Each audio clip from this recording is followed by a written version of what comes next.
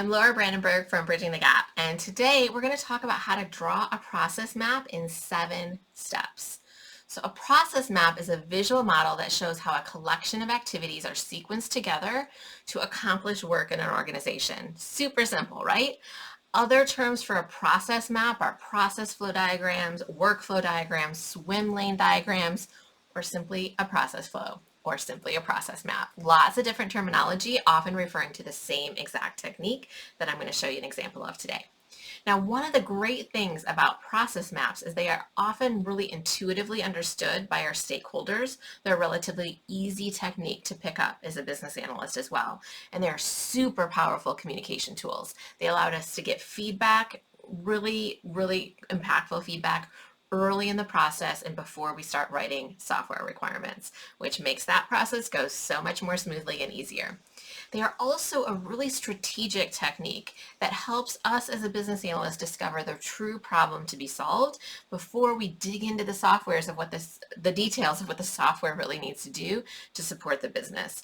So if you've been feeling like you're, kind of cut out of that early phase of the process or not really understanding why the software or why the requirements are what they are, a great technique to pull out of your toolbox is this process map or a business process model. So let's talk about the 7 steps to create a process map or to draw a process map. Now, the first is to actually identify a process. So a process captures any repeatable set of steps. It is different from a project in that a project is a set of work that needs to be completed a single time to achieve a specific result. A process is repeatable. So look for work or activities that happen again in your organization or are part of the repeatable work related to the software that you might be identifying requirements for. So identify what that process is. And then you want to give it a name. And this might seem like, Laura, let's just get to the visual modeling and start drawing it out.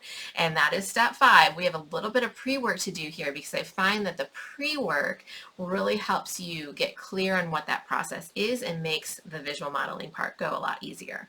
So naming your process is really important. And we teach at Bridging the Gap to start with a verb.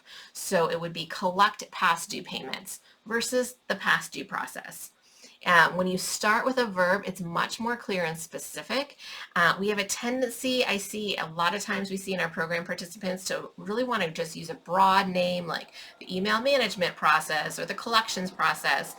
But, as we'll see in the next step, that leads to all kinds of problems and is really too vague to give you a crystal clear idea of what that process is.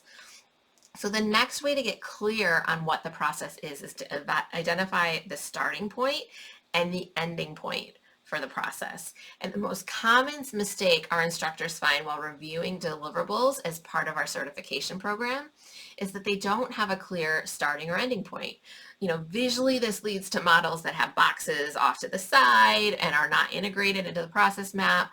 So ask yourself, what's the very first thing that needs to happen or the very first activity that needs to happen, and what must be true before the process can start? And then what's the last activity that happens, or what signals that the process is complete? This creates your container, your scope, what this process is. And then the final piece of pre-work that you want to do is really consider what your purpose is for creating this process map. Are you trying to show a lot of opportunities to a high-level stakeholder group? Are you trying to get really specific and granular with a specific team of business stakeholders? Is this something that will eventually be shown to your software development team as context for why they're doing the requirements or implementing the specific requirements? So once you understand that purpose, it's going to help you know what level of detail to get into, because you can do these process maps at various levels of detail that will give you a different view into either a really big picture process or a more specific kind of almost procedural level process.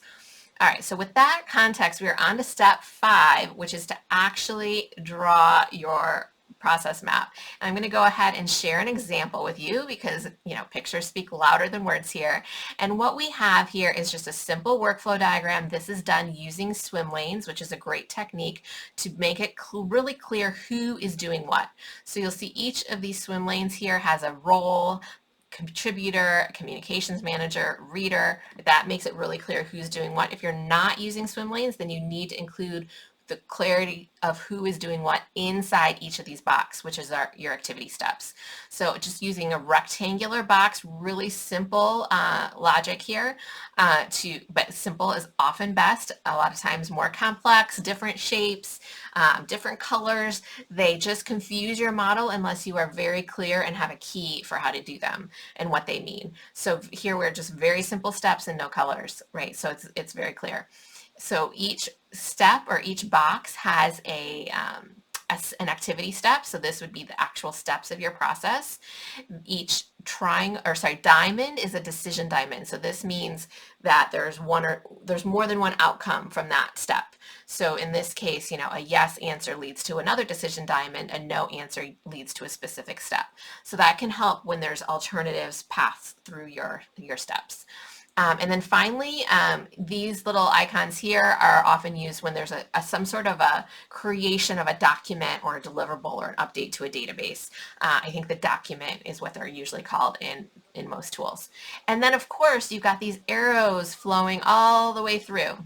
Right, so that is to show the flow and how the process actually flows and where it flows through. And then the final thing I want to point out here are these activity boxes that have the little lines on them. And that's just a standard that's used to actually represent a sub-process. And so that allows you to look at a high-level view and to show that actually there's way more detail behind this step that you're not seeing here. And so you would have then a separate process flow diagram or a separate process map to show the steps in those sub-processes. So it just allows you to present certain information in certain ways. That's again why it's so important to know your purpose. Why are you creating this process map and who is your audience?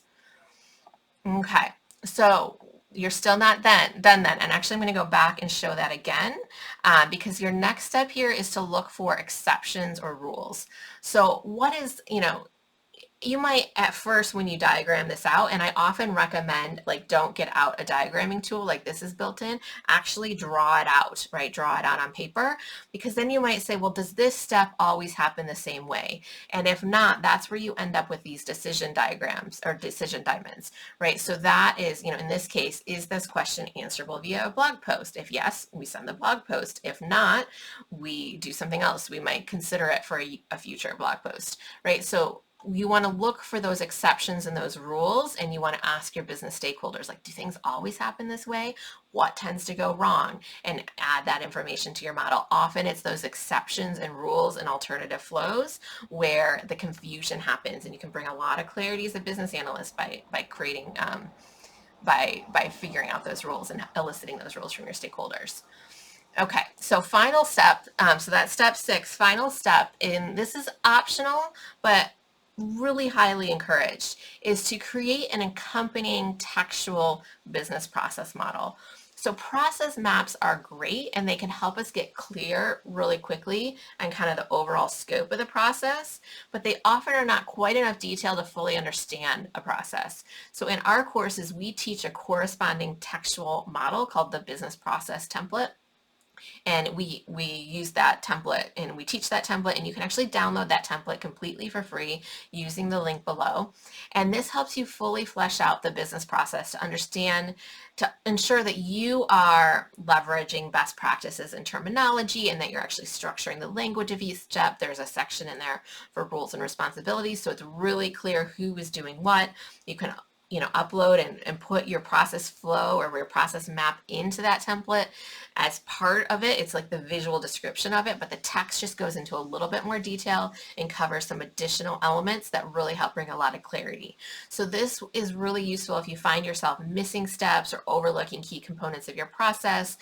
Sometimes going into the textual model will help elicit that additional information and give you more questions to ask your business stakeholders to make sure that you're really clarifying what their business process is.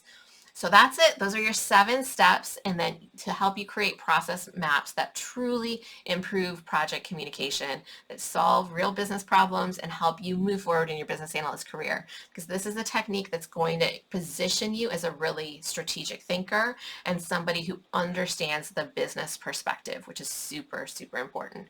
So again, feel free to download our business process template to today. It's completely complementary. Again, process maps are great because they help us get clear really quickly, but they're often not fully detailed enough to truly understand that process. And you want to use a template like ours to get to those details. Again, I'm Laura Brandenburg from Bridging the Gap. Thank you so much for being here. We build our profession one business analyst at a time, and success starts with you.